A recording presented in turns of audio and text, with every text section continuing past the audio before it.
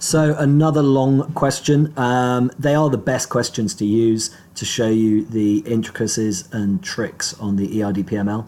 So it's another 3-dive question where we've got to order the dives in the correct order and explain the total amount of time it would take, including required safety stops, to do this series of dives. So a chart that you're getting very familiar with by now. And we need to look for the deepest dive of the day first and enter that in as our first dive. 120 foot is the deepest for 10 minutes. Looking next for the next deepest dive, it is the second dive listed, the 60 foot dive. So we can enter that in as our second dive. And now that is a 45-minute dive, the 60-foot dive. And then finally, the shallowest dive of the day and third dive is the one that was listed first, 40 foot and 50 minutes.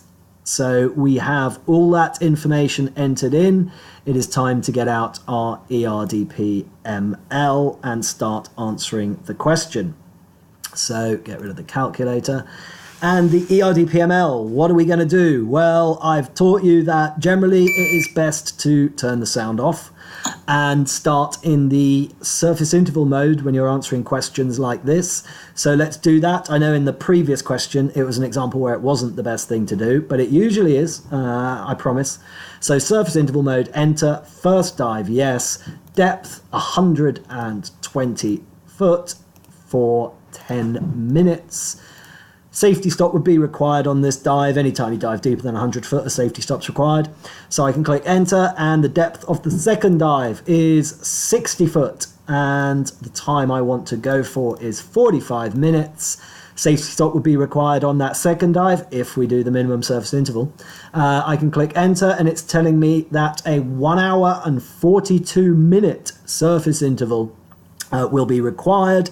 I'm going to make sure I write that down in minutes. So I'm going to be writing down 102 minutes as my minimum surface interval here.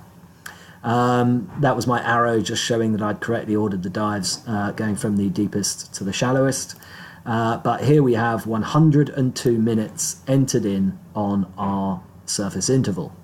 So now let's press and hold the mode reset button, and the mode we want to go into is the dive planning mode, and I'm going to click enter, multi-level no, first dive yes. That first dive was 120 for 10 minutes, and that's when it told us a safety stop was required.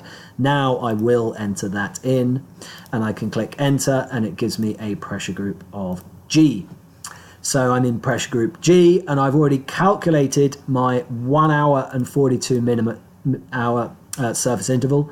And that is the one I'm going to do because I didn't end in pressure group W, X, Y, or Z at the end of the first dive. So I will enter that in, and it would put me in pressure group A. So now that I'm in pressure group A, I can enter the depth of the next dive, 60 feet, and 45 minutes is my planned dive time. A safety stop is required, so I'll put my safety stop in there, and my ending pressure group would be pressure group U. So we're in pressure group U. We haven't got the WXYZ rule in play, so what I now need to do is to work out my minimum surface interval between dive 2 and dive 3. So I will hit mode reset and go into the surface interval mode.